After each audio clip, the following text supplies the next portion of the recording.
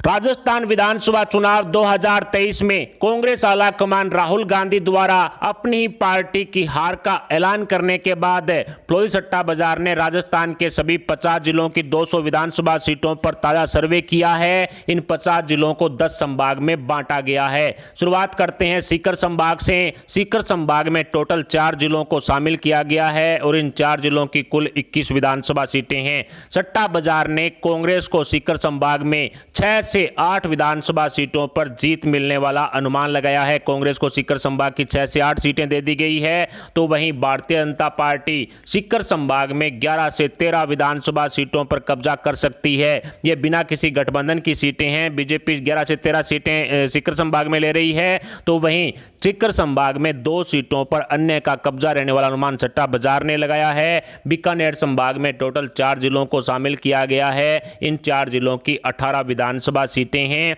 राष्ट्रीय फ्लोरी सट्टा बाजार ने कांग्रेस को बीकानेर संभाग में 5 से 7 सीटें मिलने का अनुमान लगाया है। 5 से 7 सीटों पर कांग्रेस को जीत हासिल हो सकती है, तो वहीं बीकानेर संभाग में भारतीय जनता पार्टी 9 से 11 विधानसभा सीटों पर कमल खिलाने में कामयाब हो सकती है। बीकानेर संभाग की 9 से 11 सीटें बीजेपी को दे दी गई है, तो वहीं 2 सीटों पर अन्य का कब्जा रहने वाला अनुमान सट्टा बाजार द्वारा लगाया गया है। अजमेर संभाग की तरफ बढ़ें तो 7 जिले हैं अजमेर संभाग में और इन 7 जिलों की टोटल 22 विधानसभा सीटें हैं। फ्लोरी सट्टा बाजार ने अपनी सर्वे के अनुसार अजमेर संभाग में कांग्रेस को 9 से 11 सीटें मिलने का अनुमान लगाया है। 9 से 11 सीटें कांग्रेस के खाते में डाल दी गई है, तो वहीं 11 से 13 विधानसभा सीटों पर अजमेर संभाग में भारतीय जनता पार्टी कमल खिलाने में कामयाब हो सकती है। इस तरह का अनुमान सट्टा बाजार द्वारा लगाया गया है। अन्य का यहां पर सुपड़ा साफ होता हुआ 0 से 1 सीट अन्य को अजमेर संभाग में दी जा रही है।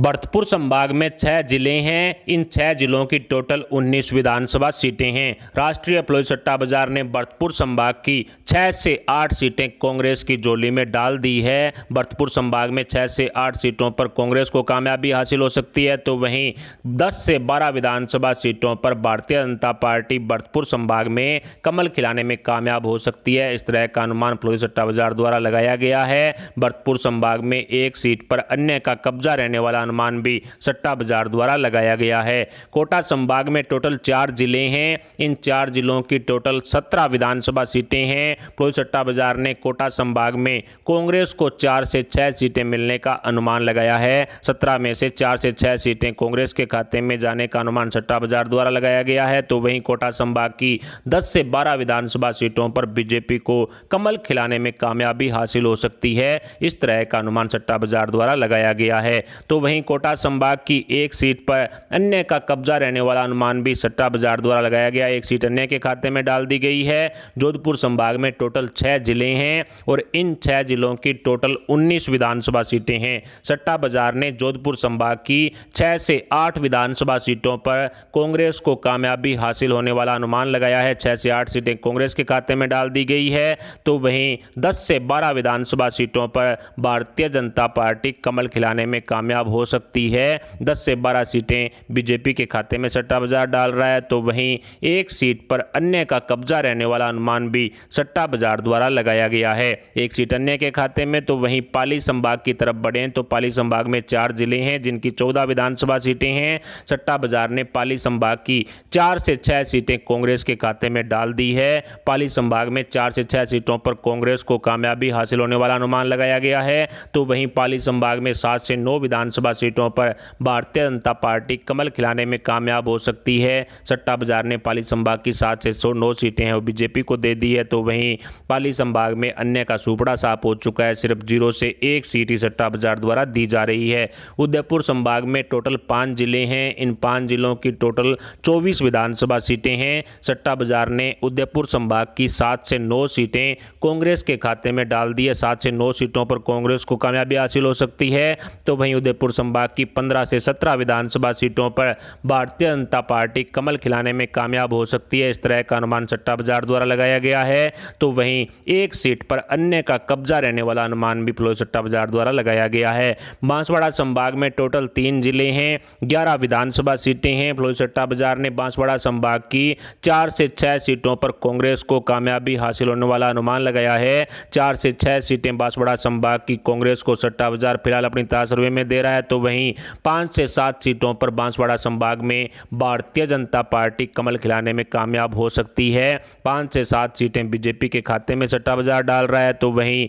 2 सीटों पर अन्य का कब्जा रहने वाला अनुमान भी सट्टा बाजार द्वारा लगाया गया है। जयपुर संभाग की चर्चा करें तो इसमें टोटल 7 जिले हैं, 35 विधानसभा सीटें हैं और वैसे देखा जाए तो सबसे बड़ा संभाग है। जयपुर संभाग की 12 से 14 सीटें कांग्रेस के खाते में सट्टा बाजार डाल चुका है। जयपुर संभाग में 12 से 14 सीटों पर कांग्रेस को कामयाबी हासिल हो सकती है। तो वहीं भारतीय जनता पार्टी बढ़त बनाती हुई 19 से 21 विधानसभा सीटों पर कमल खिला सकती है। जयपुर संभाग की 19 से 21 सीटें बीजेपी को सट्टा बाजार दे रहा है।